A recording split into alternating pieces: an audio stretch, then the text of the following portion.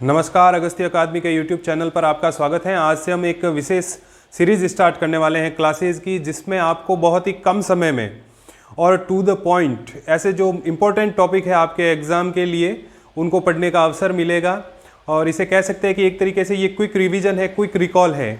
तो बिना समय गंवाए हम स्टार्ट करते हैं। सबसे पहले राजस्थान के बजट 2021-22 से। ये पिछले साल का बजट है, लेकिन आने वाले एग्जाम्स में इसमें बहुत सारी ऐसी बातें हैं जो आने वाले एग्जाम्स में आ सकती है और आगे भी 1-2 साल में कभी भी जो है पूछी जा सकती है। तो अब हम देखेंगे कि बजट 2021-22 में कौन कौन से वो इम्पोर्टेंट फैक्ट्स हैं जो हमारे आने वाले एग्जाम्स के लिए काफ़ी इम्पोर्टेंट हैं। तो चलिए शुरू करते हैं। राजस्थान बजट 2021-22 की जो महत्वपूर्ण बातें हैं उनमें सबसे पहला हम देखते हैं इंदिरा गांधी शहरी क्रेडिट कार्ड योजना। इंदिरा गांधी शहरी क्रेडिट कार्ड योजना का जो प्रावधान है वो बजट 2021-22 में किया गया था। इस योजना का उद्देश्य क्या था? लगभग 5 लाख बेरोजगार युवाओं को और स्ट्रीट वेंडर्स को 50,000 तक का बिना ब्याज और बिना कोई गारंटी के लोन उपलब्ध करवाना था। इसका उद्देश्य था कि जो ऐसे बेरोजगार लोग हैं, बेरोजगार युवा हैं और जो स्ट्रीट वेंडर्स हैं, कोरोना के कारण जो प्रभावित हुए हैं, उन्हें बिना ब्याज और बिना गारंटी के लोन दिया जाए 50,000 तक का, ताकि वो अपना कुछ स्वरोजगार आरंभ कर सके। तो ये इंदिरा गांधी शहरी क्रेडिट कार्ड योजना जो है उसका प्रावधान किया गया था बजट 2021-22 में। फिर बात करते हैं राजस्थान राज्य आयुष अनुसंधान केंद्र की। मेडिकल को लेकर 2021-22 के बजट में बहुत सारी घोषणाएं हुई थी। तो उनमें से एक महत्वपूर्ण जो याद रखने लायक फैक्ट है वो ये है कि राजस्थान राज्य आयुष अनुसंधान केंद्र, इसकी स्थापना के लिए जो है अजमेर को चुना गया था। यानी अजमेर में इस अनुसंधान केंद्र की स्थापना होगी। ये जो प्रश्न है आपको किसी भी एग्जाम में कभी भी पूछा जा सकता है। फिर एक और इम्पोर्टेंट संस्था institute of tropical medicine and virology, इसकी स्थापना का प्रावधान किया गया था जयपुर में। यानी ट्रॉपिकल मेडिसिन मतलब जो उष्णकटिबंधीय क्षेत्र हैं उनमें जो नॉर्मली बीमारियां होती हैं, जैसे कि मलेरिया हुआ और कोई फीवर हुआ, तो उनके बारे में अनुसंधान करने के लिए और वायरस से होने वाले रोगों के बारे में अनुसंधान करने के लिए एक केंद्र बनेगा। उस केंद्र का प्रावधान जो है जयपुर शहर में किया गया था। ये जो institute of tropical medicine and virology केंद्र, ये जो है जयपुर में बनेगा। ये घोषणा हुई थी बजट 2021-22 की। फिर एक और योजना की इसमें घोषणा हुई थी जिसका नाम था जीवन रक्षक योजना। ये जीवन रक्षक योजना जो है राजस्थान में सड़क हादसों से रिलेटेड है। इस योजना में प्रावधान था कि सड़क दुर्घटना के समय अगर कोई भला आदमी हो और वो उस पीड़ित की, घायल की मदद करता है, उसे समय पर अस्पताल पहुंचाता है, तो उसे 5,000 रुपये तथा प्रशस्ति पत्र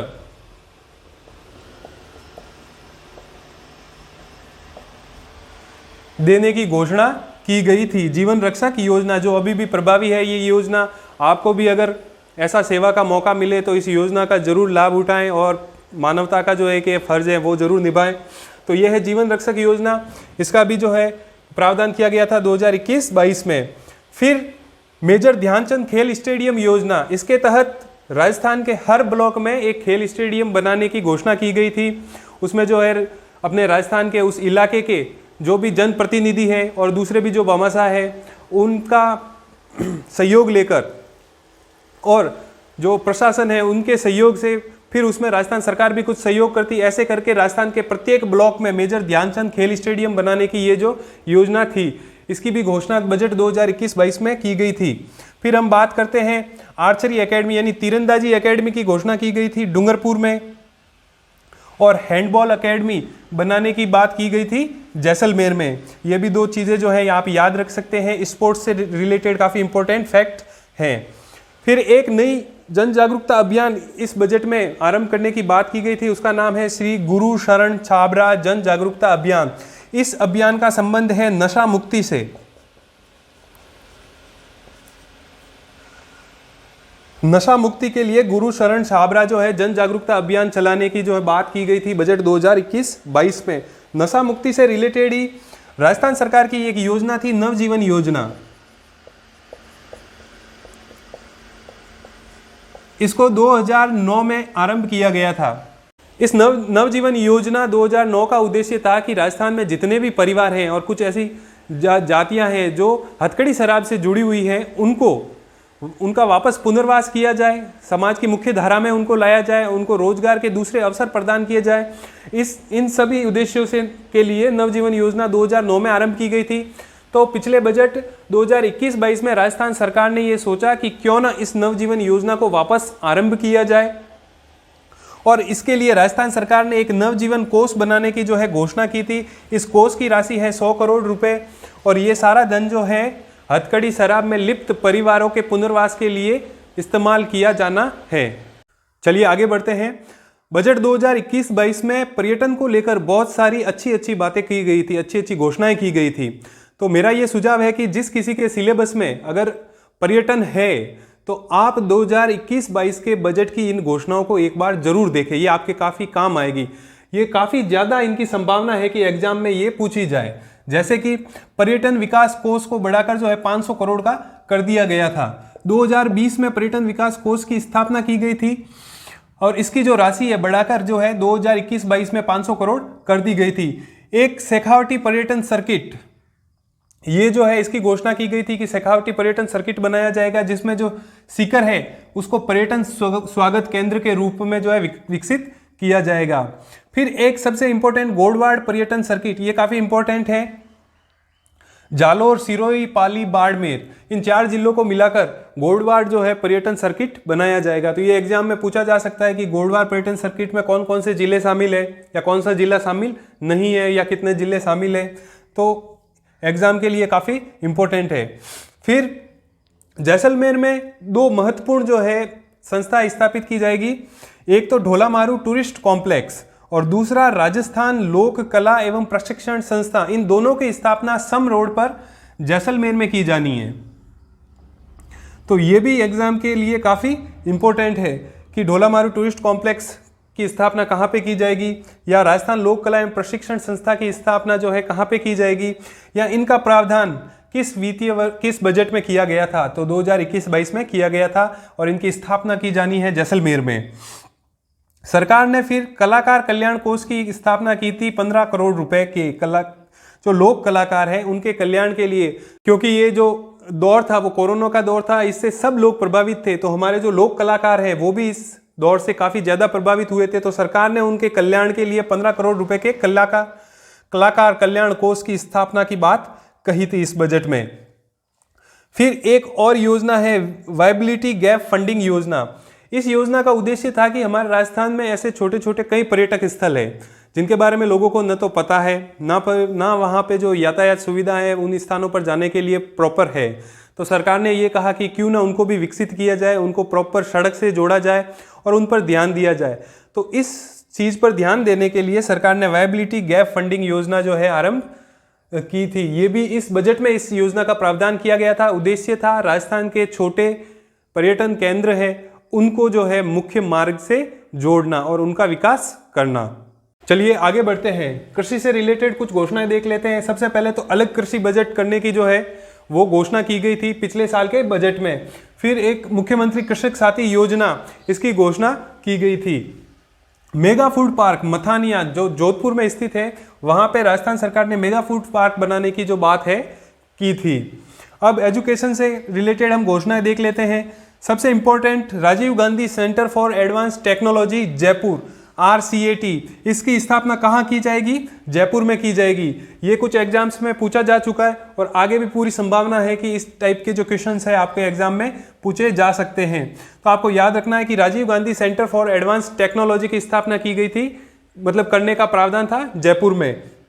फिर फिनटेक यूनिवर्सिटी, इसकी स्थापना की जाएगी जोधपुर में। ये भी काफ़ी इंपॉर्टेंट है। फिनटेक का मतलब फाइनेंस और टेक का मतलब टेक्नोलॉजी। फाइनेंस से रिलेटेड जितनी भी टेक्नोलॉजीज हैं उन पर अध्ययन करने के लिए, उन पर पढ़ाई करने के लिए जो एक यूनिवर्सिटी बनाई जाएगी उसकी स्थापना की जाएगी जोधपुर में। तीसरी महत्वपूर्ण संस्था महात्मा गांधी शासन एवं सामाजिक विज्ञान संस्था, इसकी स्थापना की जाएगी सेंट्रल पार्क जयपुर में। इसका उद्देश्य है कि लोगों में महात्मा गांधी के जितने भी विचार थे उनसे लोगों को अवगत कराना, उनमें जागरूकता लाना और लोग जो है महात्मा गांधी के बताए गए मार्ग पर उसको फॉलो करें। तो इन सभी चीज़ों के बारे में, उनके जीवन के बारे में, उनके विचारों के बारे में जानने के लिए समाज पर उनके विचारों के क्या प्रभाव थे, इन सब के बारे में अध्ययन करने के लिए राजस्थान सरकार ने महात्मा गांधी शासन एवं सामाजिक विज्ञान संस्था की स्थापना के लिए सेंट्रल पार्क जयपुर में प्रावधान किया था। चलिए नेक्स्ट देखते हैं विद्या संबल योजना। संबल योजना की घोषणा की गई थी बजट 2021-22 में। इस योजना का संबंध जो है कॉलेज में, स्कूल्स में गेस्ट फैकल्टी को लेकर है। दूसरी एक और योजना मुख्यमंत्री युवा संबल योजना। इस योजना का संबंध जो है बेरोजगारों को बेरोजगारी भत्ते से उन्हें इस योजना में प्रशिक्षण है और संस्थाओं में काम करने को लेकर कुछ प्रावधान किए गए थे। योजनाओं के बारे में हम विस्तार से जो है अपने योजना से रिलेटेड जो वीडियो बनते हैं उनमें बात करेंगे। फिर है वागड़ सांस्कृतिक केंद्र सागवाड़ा। ये सागवाड़ा डूंगरपुर में स्थित है। यहाँ पे वागड़ सांस्कृतिक केंद्र बनाने की जो है घोषणा की गई थी। फिर एक और इंपॉर्टेंट है लिलुड़ी बडली शहीद स्मारक। ये स्थित है भूला सिरोही में। सरकार ने कहा था कि इस स्मारक का है जो पुनर्निर्माण किया जाएगा, उसको व्यवस्थित किया जाएगा, तो इसकी घोषणा भी जो है इस बजट में की गई थी। तो लिलुड़ी बडली शहीद स्मारक एक इंपॉर्टेंट क्वेश्चन जो है बन जाता है कि लिलुड़ी बडली शहीद स्मारक कहाँ स्थित है, भूला सिरोही में। फिर आगे हम देखते हैं dairy science and tech college. इसकी स्थापना का प्रावधान किया गया था बीकानेर और जयपुर में। फिर है dairy and food technology college. इसकी स्थापना की जाएगी बस्सी जयपुर में। इन दोनों में आप फर्क देख लीजिएगा। ये है dairy science and technology college, जो कि है दो खोले जाएंगे, एक बीकानेर और एक जयपुर में। जबकि dairy and food technology college खोला जाएगा बस्सी और जयपुर में। एक और योजना है जो काफी इंपॉर्टेंट है, वो है अंबेडकर डीबीटी वाउचर योजना। इस योजना का संबंध है वो विद्यार्थी जो अपने गांव से या कस्बे से दूर कहीं पढ़ने जाते हैं शहरों में, तो उनके लिए जो रहने का उनका जो खर्च है वो इस बजट अंबेडकर डीबीटी वाउचर योजना के तहत जो है उन्हें प्रदान करने का प्रावधान किया गया था। फिर एक और महत्वपूर्ण फैक्ट है कि ट्रांसजेंडर्स के लिए उत्थान कोष की स्थापना की गई थी 10 करोड़ रुपए की। तो ये भी है, कभी आपको एग्जाम में पूछा जा सकता है कि ट्रांसजेंडर उत्थान कोष की स्थापना कब की गई थी, तो बजट 2021-22 में, या फिर इसमें कितने राशि का प्रावधान किया गया था 10 करोड़ रुपए, या उत्थान कोष का संबंध है बच्चों से है, ट्रांसजेंडर से है। तो इस तरीके से आपको क्वेश्चंस पूछे जा सकते हैं। तो ये था हमारे बजट 2021-22 की मोटा मोटी जो बातें थी, इंपॉर्टेंट फैक्ट्स जो थे एग्जाम के लिए जो हमें याद रखने चाहिए या एग्जाम से पहले जो देखने के लिए, तो वो हमने सब देखे। उम्मीद करता हूँ आपको ये जानकारी अच्छी लगी होगी।